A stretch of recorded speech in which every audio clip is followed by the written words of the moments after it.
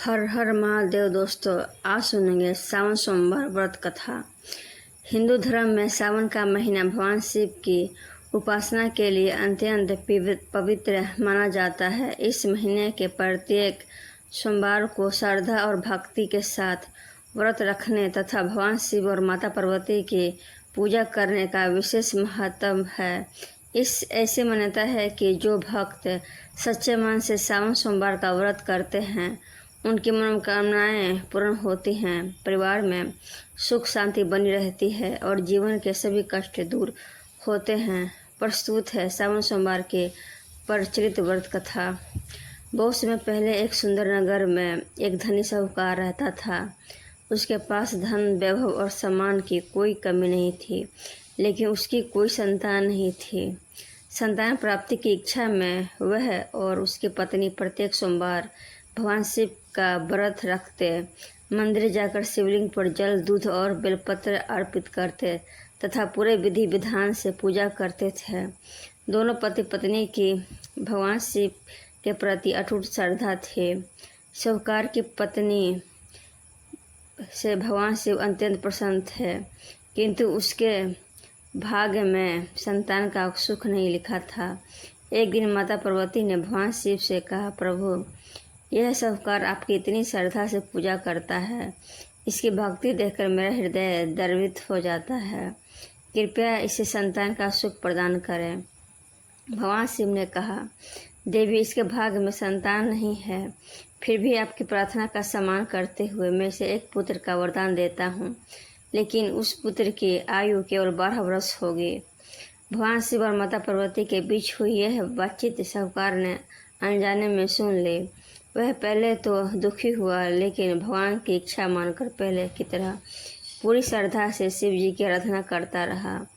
कुछ समय बाद भगवान शिव की कृपा से साहूकार के घर में एक सुंदर पुत्र का जन्म हुआ। पूरे परिवार में आनंद छा गया। बालक बड़ा ही बुद्धिमान, विनम्र और तेजस्वी था। माता पिता उसका पालन पोषण बड़े प्रेम से करने लगे, किंतु साहूकार के मन में हमेशा यह चिंता बनी रहती थी कि उसके पुत्र की आयु केवल 12 वर्ष है। जब बालक 11 वर्ष का हुआ तब साहूकार ने उसे उच्च शिक्षा के लिए अपने मामा के साथ काशी भेजने का निश्चय किया। उसने मामा से कहा कि मार्ग में जहाँ भी संभव हो यज्ञ, दान और ब्राह्मणों का सत्कार वश करते चलना। दोनों यात्रा पर निकल पड़े। रास्ते में वे जिस नगर में भी रुकते वहाँ यज्ञ करते, ब्राह्मणों को भोजन कराते और गरीबों को दान देते। भगवान शिव की कृपा से उनकी यात्रा मंगलमय चल रही थी। एक दिन वे एक ऐसे नगर में पहुँचे जहाँ राजा की पुत्री का विवाह होने वाला था। संयोग से जिस राजकुमार से राजकुमारी का विवाह होना था वह एक आँख से काना था। राजकुमार के पिता को चिंता हुई कि यदि यह बात सामने आई गई तो विवाह टूट सकता है। उन्होंने साहूकार के सुंदर और तेजस्वी पुत्र को देखकर उससे निवेदन किया कि वह कुछ समय के लिए दूल्हे के वेश में विवाह की रस्में पूरी कर दे। बदले में वे उसे उचित सम्मान और धन देंगे। बालक और उसके मामा ने किसी का अपमान न हो यह सोचकर उनकी बात मान ली। विवाह की सभी रस्में पूरी हो गई। विदाई के समय उस बालक ने चुपके से राजकुमारी की चुनरी पर लिख दिया, जिस युक्त से साथ तुम्हारा विवाह हुआ है मैं वही हूँ। असली राजकुमार एक आँख से काना है। जब राजकुमारी ने यह संदेश पढ़ा तो उसने विदा होने से मना कर दिया। सत्य सामने आने पर राजा ने विवाह रोक दिया और उस बालक को सम्मानपूर्वक विदा किया। कुछ समय बाद वे काशी पहुंच गए। वहां शिक्षा प्रारंभ हुई। जब बालक के 12 वर्ष पूरे होने का समय आया तब उसके मामा ने एक बड़ा यज्ञ आयोजित किया। यज्ञ के बीच नियमिति के अनुसार बालक के प्राण निकल गए। मामा अत्यंत दुखी हुए, लेकिन उन्होंने यज्ञ अधूरा नहीं छोड़ा। यज्ञ पूर्ण होने के बाद वे विलाप करने लगे। उसी समय भगवान शिव और माता पार्वती वहाँ से गुजरे। माता पार्वती ने रोने का कारण पूछा। भगवान शिव ने बताया कि यह वही साहूकार का पुत्र है जिसकी आयु 12 वर्ष निर्धारित थी। माता पार्वती ने करुणा से भरकर भगवान शिव से कहा, प्रभु, इस बालक के माता पिता ने जीवन भर आपकी भक्ति की है। यदि यह बालक जीवित न हुआ तो वे यह दुख सह नहीं पाएंगे। कृपया करके इसे जीवन दान दें। भगवान शिव ने माता पार्वती की प्रार्थना स्वीकार की और अपनी दिव्य शक्ति से उस बालक को पुनः जीवित कर दिया। बालक उठ बैठा और सब लोग भगवान शिव की महिमा का गुणगान करने लगे।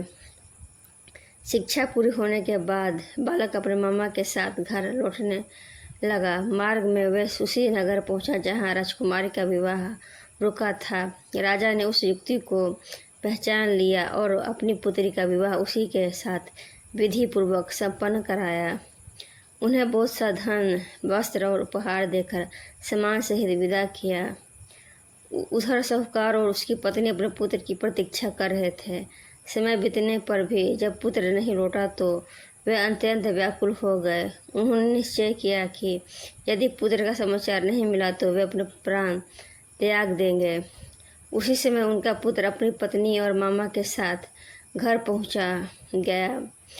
पुत्र को जीवित देखकर माता पिता की खुशी का ठिकाना न रहा। उन्होंने भगवान शिव का बार बार धन्यवाद किया और पूरे नगर में प्रसाद बांटा। उस दिन से साहूकार और उसका परिवार पहले से भी अधिक श्रद्धा और नियम पूर्वक सावन सोमवार व्रत करने लगा। कहते हैं कि जो भक्त श्रद्धा, विश्वास और पवित्र मन से सावन सोमवार का व्रत रखते हैं, भगवान शिव और माता पार्वती उनकी मनोकामनाएं पूर्ण करते हैं। उन्हें सुख, समृद्धि, उत्तम स्वास्थ्य, वैवाहिक जीवन में मधुरता तथा संतान का सुख प्राप्त होता है। भगवान भोलेनाथ अपने भक्तों को सभी कष्टों का निवारण करते हैं और उन पर सदैव अपनी कृपा बनाए रखते हैं। ओम नमः शिवाय। दोस्तों, ये वीडियो आप लोगों को कैसा लगा? अच्छा लगा होगा तो लाइक कर देना और कमेंट में हर हर महादेव लिख देना। हम इसी तरह के वीडियो आप लोगों के लिए रोज़ लेके आते रहेंगे। हर हर महादेव। जय माँ पार्वती।